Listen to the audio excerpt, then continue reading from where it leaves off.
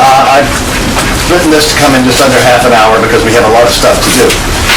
So let me get started on it, and then there'll be some other things that will go on as well. And I'm going to read it because it goes more smoothly that way. The history of the Soviet Union during the time of Joseph Stalin's leadership has been the subject of lies, forgeries, falsifications, and slanders since the 1920s. Since the end of the Soviet Union in 1991, a great many primary documents from formerly closed Soviet archives have been published.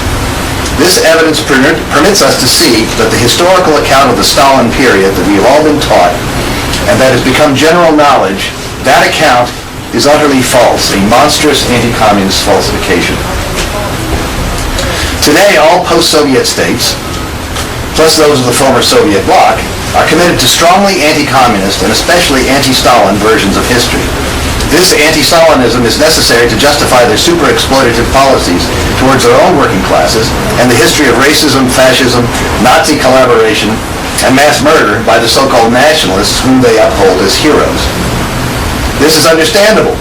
Why shouldn't capitalists, fascists, racists, crypto-Nazis, and right-wing nationalists lie about the history of the communist movement? Logical. But this demonized and completely false version of the Stalin years has been uncritically swallowed by the left as well. I should put left in quotation marks, but you know. This prevents us from understanding what really happened in the Soviet Union, and so from learning from the Soviet experience, positive and negative. Today I'm going to report briefly on recent research of my own on 8 issues in Soviet history of the 1930s, the Stalin period. They illustrate how false the prevailing construction of the Stalin period of Soviet history is. Others, especially in Russia, are also working along similar lines, and I call this talk the Continuing Revolution in Stalin-era Soviet history. 1. So, 8 points. First point, Stalin and democracy. In 2005, I published a long 2-part article entitled Stalin and the Struggle for Democratic Reform and Cultural Logic. In it, I brought to the English-speaking public some recent research by Russian historians, principally that of Yuri Zhukov, a fellow of the Russian Academy of Sciences, who had access to secret Soviet archives for 15 years. Zhukov documents Stalin's struggle to get the Soviet Communist Party out of the job of running the country in order to turn that job over to the Soviets. Stalin's goal was finally embodied in the 1936 Soviet Constitution, which called for equal, universal, secret, and, this is a central issue, contested elections. Stalin and his supporters encountered a great deal of overt resistance within the party leadership and Central Committee. Contested elections were scheduled for December 1937, but resistance to them was so strong within the Central Committee that the provision for contested elections was canceled at virtually the last minute on October 11th, 1937. They were never to be held. It appears that Stalin tried to revive this democratic movement again in the 40s, but was unsuccessful. There is some evidence that Lavrenti Beria wanted to continue that effort after Stalin's death, and that this was a prime reason he was murdered in 1953 by the other members of the Soviet leadership. 2. Khrushchev lied. In terms of its practical impact on world history, Khrushchev's secret speech is the most influential speech of the 20th century, possibly of all time. In it, Khrushchev painted Stalin as a bloodthirsty tyrant, guilty of a reign of terror lasting more than 2 decades.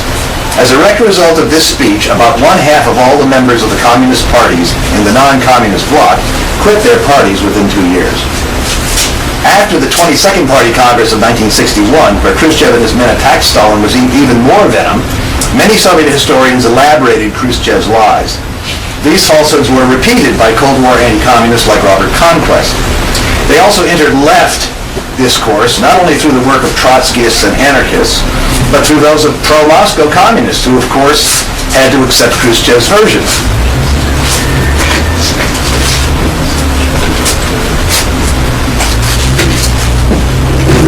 During 2005 and June 2005, I researched and wrote the book Khrushchev Lied. Its long subtitle reads, quote, "The evidence that every revelation of Stalin's and Beria's crimes indicated Khrushchev's infamous secret speech to the 20th Party Congress of the Communist Party of the Soviet Union on February 25th, 1956 is provably false." In my book, I identify 61 accusations that Khrushchev made against either Stalin or, in a few cases, Beria. I then studied each one of them in the light of evidence available from former Soviet archives. To To my own surprise, I found that 60 of the 61 accusations are provably, demonstrably false. About the other one, which is a minor one, it's not clear one way or the other. Few people today read this speech, full of references to people and events, few of which non-specialists have ever heard of. But everybody has heard about it. Everyone assumes that Khrushchev really did reveal crimes of Stalin. The fact that Khrushchev could falsify everything and get away with it for over 50 years suggests that we should look carefully at other supposed crimes of Stalin and of the Soviet Union during his time. 3. The murder of Sergei Kirov. At about 4:30 p.m. on December 1st, 1934, Leonid Vasilievich Nikolaev, an unemployed party member, shot Sergei Mironovich Kirov, first secretary of the Bolshevik Party in Leningrad, in the back of the skull. Nikolaev then tried to shoot himself in the head, but missed and fainted. At first, he seems to have claimed that he had killed Kirov on his own. Before a week was out, Nikolaev had admitted that he was a part of a conspiracy by a clandestine group of party members opposed to Joseph Stalin and favoring Grigory Zinoviev, Leningrad first secretary before Kirov. Interrogations of those persons, whom Nikolaev had named, and then of the persons named by those men, led to a number of partial and a few fuller confessions. 3 weeks after the murder, 14 men were indicted for conspiracy to kill Kirov. They were tried on December 28th to 29th, convicted and executed immediately. The larger significance of the Kirov murder unfolded gradually during the next 3 years. The threads that bound the Kirov conspirators to Zinoviev and Kamenev led to the 3 Moscow show trials, so-called, of 1936, 37, and 38, and to the trial of the military commanders known as the Tukhachevsky Affair of 1937. In his secret speech, Khrushchev cast doubt on the official version of the Kirov assassination. Khrushchev's men tried hard to find any evidence they could to prove that Stalin had been behind Kirov's murder. Unable to do so, they settled at length for a story that Nikolaev had acted on his own. However, the version that Stalin had caused Kirov to be killed continued to circulate, becoming widely believed both inside and outside the Soviet Union.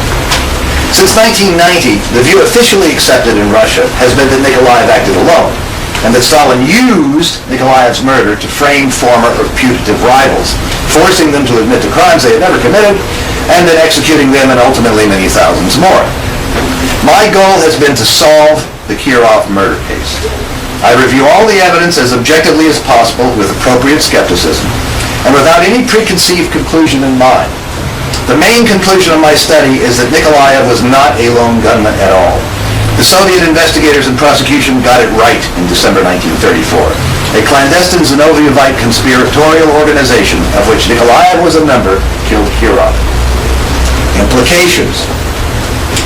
Khrushchev aimed to debunk the then canonical narrative of Soviet history during the 1930s and create a new one out of whole cloth, one in which Stalin was the criminal who had framed and executed a great many innocent party members. Khrushchev realized that the complete rewriting of Soviet history he wanted necessitated a reversal of verdicts in the Kirov case. And the reverse is also true. To reinstate the original verdict against the defendants in the December 34 Kirov trial implies that the defendants in the conspiracy cases that followed it, the Moscow Center trial of January 1935, the Kremlin affair of 1935, the 3 Moscow show trials of 36, 37, and 38, and the Tukhachevsky affair trial of June 37, might well have been guilty, since the testimony in all 3 show trials and in the Tukhachevsky affair trial implicated Leon Trotsky, it raised the possibility that Trotsky might have been guilty too. Likewise, it suggests that other party leaders tried and executed in non-public trials might be guilty as well. Briefly put, the whole post-Khrushchev paradigm of Soviet history that I have called for short the anti-Stalin paradigm is in play in the Kirov murder.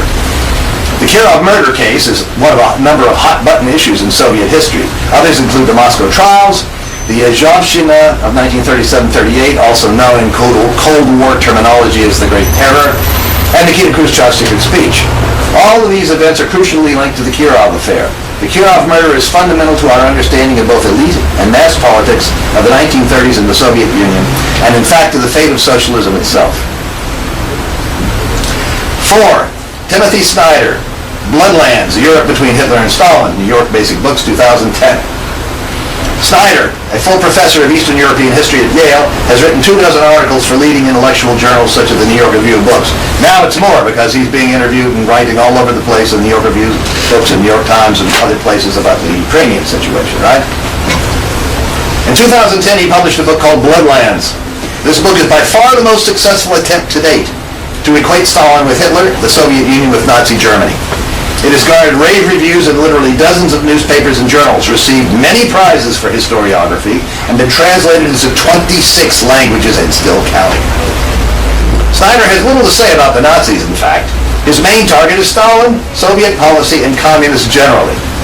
His broader claim is that the Soviets killed 6 to 9 million innocent civilians, while the Nazis were killing about 14 million. Snyder finds parallels between Soviet and Nazi crimes at every turn. From my prior research, I knew that some of Snyder's accusations were false. So I spent a whole year, actually now it's closer to 2 years, methodically checking every single footnote, every reference to anything that could be construed as a crime by Stalin, the Soviet Union, or pro-Soviet communists, and he claims in Snyder's book. Snyder's main sources are in Polish and Ukrainian and hard to find books and articles. So I had to study Polish and Ukrainian. I found that every single crime Snyder alleges is false, a fabrication. Snyder very often deliberately lies about what his sources say. More often he cites anti-communist Polish and Ukrainian secondary sources that do the lying for him. Once again, not a single accusation holds up. Surprising but true. Its significance of this wholesale falsification is important. For one thing, Snyder's book is now widely quoted as an authority. Snyder said it in Bloodlands, so it's established as a fact. But the broader significance of Snyder's wholesale lying and falsifying is as follows. Snyder had a team of very anti-communist Polish and Ukrainian nationalist researchers to help him. It is their work which he is basically retailing to an English-speaking audience. Snyder himself has spent many years researching Eastern Europe between the world wars. And yet, Snyder cannot find a single genuine crime by the Soviet Union, Stalin, or even by pro-communist groups. Surely this team of dedicated anti-communists, armed with the support of their post-Soviet states, access to archives, and knowledge of all the Eastern European languages, surely they would identify some real crimes of Stalin or the Soviet Union if such existed. This constitutes the best evidence we are ever likely to have that there were no such crimes. My book on Snyder's Bloodlands, tentatively entitled Blood Lies, will be published this year in both English and Russian. Or at least I have the contract in Russian. 5. The Yezhovshchina, or Great Terror, of 37-38. Since my two-part essay, Stalin and the Struggle for Democratic Reform, was written in 2004 and 2005, a great deal more evidence has been published concerning the opposition, the Moscow trials, the military purges, and the subsequent Great Terror. Actually, the Yezhovshchina, but it's often called the Great Terror after the title of a extremely dishonest book by Robert Conquest, which was first published in 1968. The newly available evidence confirms the following conclusions. Point. The defendants of the Moscow trials of August 36, January 37, and March 38 were guilty of at least those crimes to which they confessed. A bloc of Rights and Trotskyites did indeed exist. It planned to assassinate Stalin, Kaganovich, Molotov, and others in a coup d'etat, which they called a palace coup. The bloc did assassinate Kirov. Point. Both Rights and Trotskyites were conspiring with the Germans and Japanese, as were the military conspirators. If the palace coup did not work, they hoped to come to power by showing loyalty to Germany or Japan in the event of an invasion. Point. Trotsky, too, was directly conspiring with the Germans and Japanese, as were a number of his supporters. Point. Nikolai Yezhov, head of the NKVD, Internal Affairs and the police, from 36 to late 38, was also conspiring with the Germans. A little bit more about Yezhov. We now have much more evidence about the role of NKVD chief Nikolai Yezhov than we had in 2005. Yezhov had his own conspiracy against the Soviet government party leadership. Yezhov had also been recruited by German intelligence. Like the Rights and Trotskyites, Yezhov and his top NKVD men were counting on an invasion by Germany, Japan, or other major capitalist countries.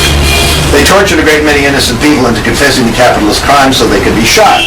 They executed a great many more on falsified grounds, or sometimes on no grounds at all. Yezhov hoped that this mass murder of innocent people would turn large parts of the Soviet population against the government. This would create the basis for internal rebellions against the Soviet government when Germany or Japan attacked. Yezhov lied to Stalin, the party, and government leaders about all of this. The truly horrific mass executions of 1937 to 1938 of almost 680,000 people, or at least that's the best estimate we've got now, were in large part unjustifiable executions of innocent people carried out deliberately by Yezhov and his top men in order to sow discontent among the Soviet population. Although Yezhov executed a very large number of innocent people, it is clear from the evidence now available that there were also real conspiracies. The Russian government continues to keep all but a tiny amount of the investigative materials top secret. We can't know for sure exactly the dimensions of the real conspiracies without that evidence. Therefore, we don't know how many of these 680,000 people were actual conspirators and how many were innocent victims. As I wrote in 2005, Stalin and the party leadership began to suspect as early as October 1937 that some of the repression was being done illegally. From early in 1938, when Pavel Postyshev, a member of the Politburo, was sharply criticized, then removed from the Politburo, then removed from the Central Committee, then expelled from the party, then tried and executed for mass unjustified repressions, these suspicions grew. When Lavrenti Beria was appointed as Yezhov's second-in-command, this is in August 38, Yezhov and his men understood that Stalin and the party leadership no longer trusted them. They made one last plot to assassinate Stalin at the November 7th, 1938 celebration of the 21st anniversary of the Bolshevik Revolution. But Yezhov's men were arrested. Yezhov was persuaded to resign. An intensive investigation was begun and a huge number of NKVD abuses were discovered. A great many cases of those tried or punished under Yezhov were reviewed. Over 100,000 people were released from prisons and camps. Many NKVD men were arrested, confessed to torturing innocent people, tried and executed. Many more NKVD men were sentenced to prison or dismissed. Under Beria, the number of executions in 1939 and 40 dropped to less than 1% of the number under Yezhov in 1937 and 38. And many of those executed were NKVD men, including Yezhov himself, found guilty of massive unjustified repression and executions of innocent people. Some of the most dramatic evidence published since 2005 are confessions of Yezhov and Mikhail Frenovsky, Yezhov's second-in-command. I have put some of these on the internet. I've put all the ones that there are on the internet. There aren't any others, as far as I know, in both the original Russian and in English translation.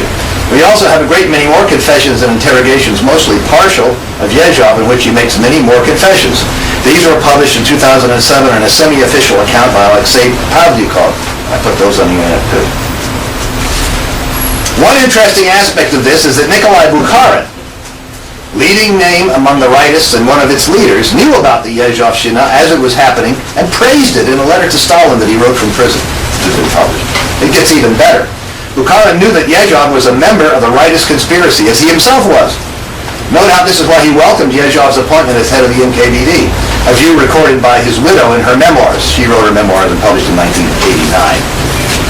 In his first confession, in his now famous letter to Stalin of December 10th, 1937, and at his trial in March 38, Bukharin claimed that he had completely disarmed and told everything he knew. But now we can prove that this was a lie. Bukharin knew that Yezhov was a leading member of the rightist conspiracy, but he didn't inform on it. According to Mikhail Frenovsky, Yezhov's right-hand man, Yezhov probably promised to see that he would, to Bukharin, but he would not be executed if he did not mention his own, Yezhov's participation.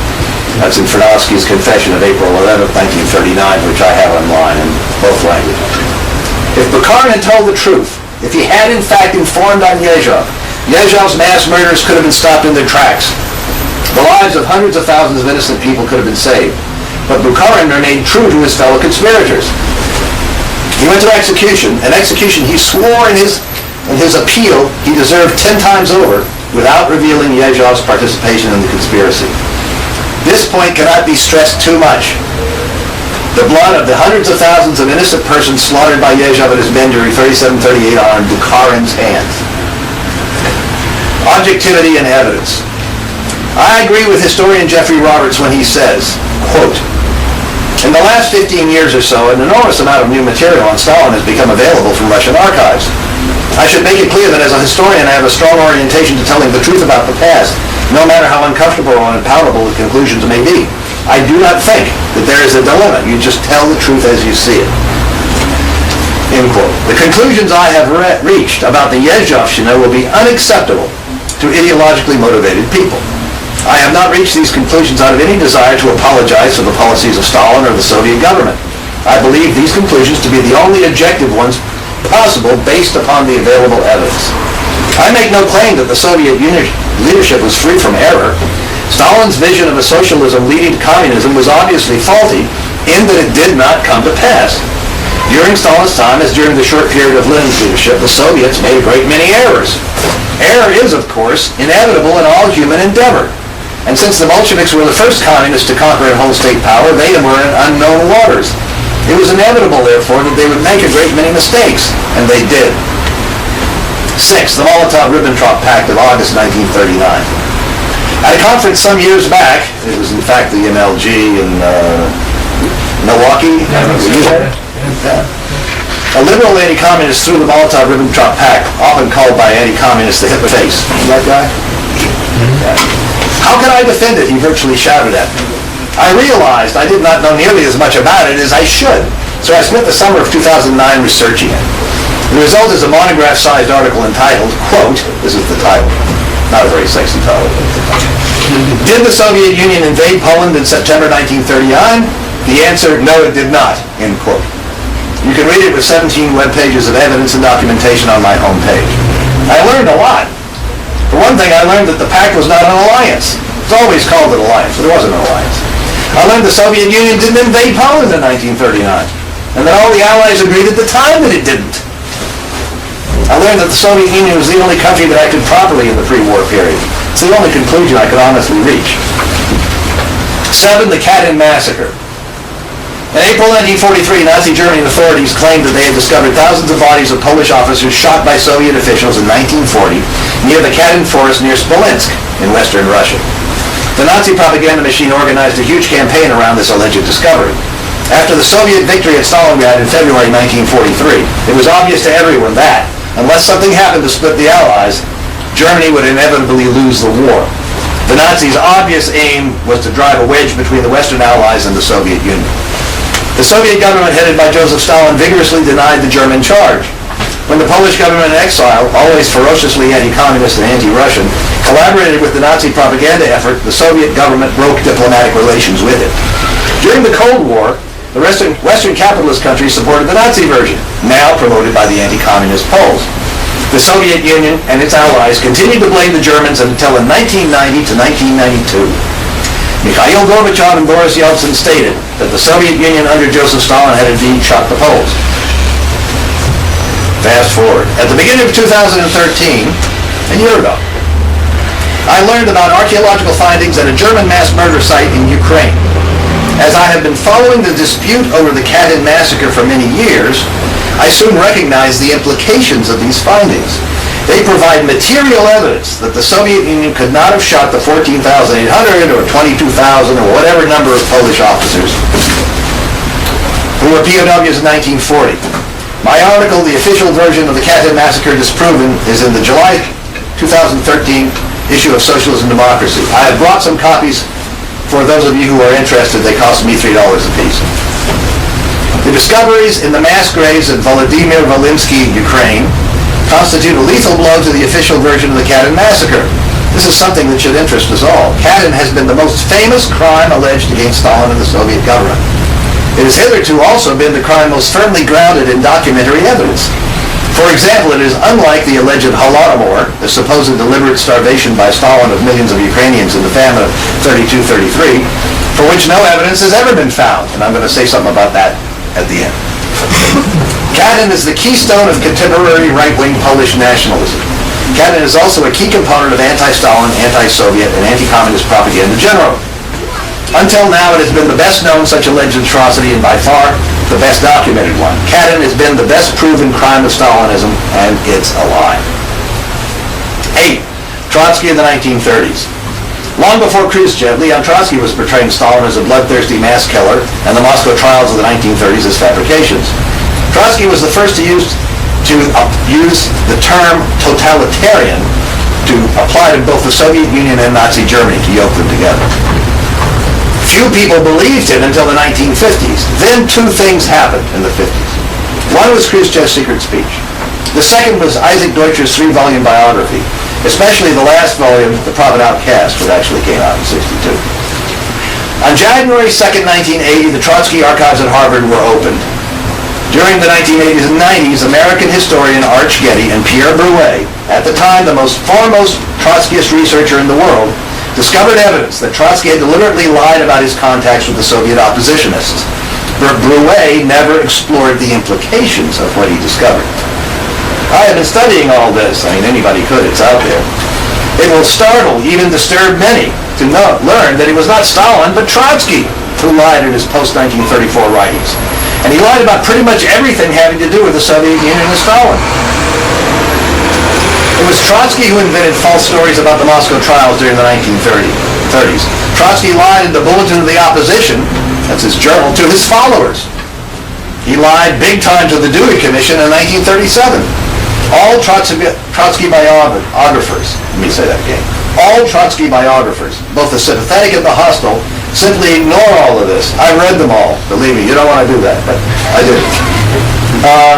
It is symptomatic of the impasse in which most of the left finds itself today, that the Trotskyists have ignored the evidence available for over 20 years now that Trotsky's writings about Stalin and the Soviet Union during the 30s are deliberate falsehoods. This was discovered by Pierre Brouet back in the 1980s, and he was a Trotskyist scholar, but they ignore it. I'm currently writing a book on Trotsky during the 1930s. It should be published next year, 2015. Conclusion. In my view, the importance of all this new evidence and research lies mainly in proving the utter dishonesty of the mainstream accounts of Soviet history. Accounts that pass for the truth, not only among Cold War anti-communists, not only among Trotskyists, but also are the mainstream views on the left. To paraphrase the immortal words of Weird Al Yankovic, everything you think you know about the history of the Soviet Union during the Stalin years is wrong. I mean, I apply to you, most people. Yeah, Yankovic wrote a song called Everything You Know Is Wrong, up is down, black is white, and short is long. Well, that's the case. We Marxists ought to be relieved. All around the world, the horror stories about Stalin and the Stalin period are employed to discredit Marxism, socialism, and communism. Now we can see these horror stories are lies. The communist movements of the 20th century did not lead to communism. Instead, they led back to capitalism. Obviously, they made serious errors, but these were the errors not of criminals and murderers, as we are incessantly told, but of pioneers. The Bolsheviks are blazing an unmarked trail, going where no man had gone before. In this sense, then, these are not even errors, but part of the process of learning how to build communism. Mankind learns by trial and error. But we who come after them must carefully study what they did. We will never discover what those errors were, or what the Bolsheviks did that was right, correct, admirable, and worthy of imitation, unless we know what really did happen. A new and better communist movement can only be built upon a sound foundation of historical truth, not upon the sand of anti-communist lies. I am glad to be playing a small part in the effort to uncover this true history. My new book on the cure of murder and how its solution not only exposes anti-communist lies, but shows that the Moscow trials are honest, the conspiracies alleged in them real, is on sale here for $20. I've also brought some copies of my 2011 book, Khrushchev Lied, in which I expose in detail the lies and falsehoods in Khrushchev's infamous secret speech. I've also brought some copies of the article in which I show the Katyn massacre story has been disproved. They cost me $3 a piece to print. I hope you'll give me $3 for a copy. If you can't, however, let me know. I'll give you one for free. It's worth studying, not only for the results, but also just to see how they do it, how false anti-communist, anti-Stalin, anti-Soviet stories get built up, get constructed and built up to the point whereby they are almost universally accepted and virtually never questioned. Thank you.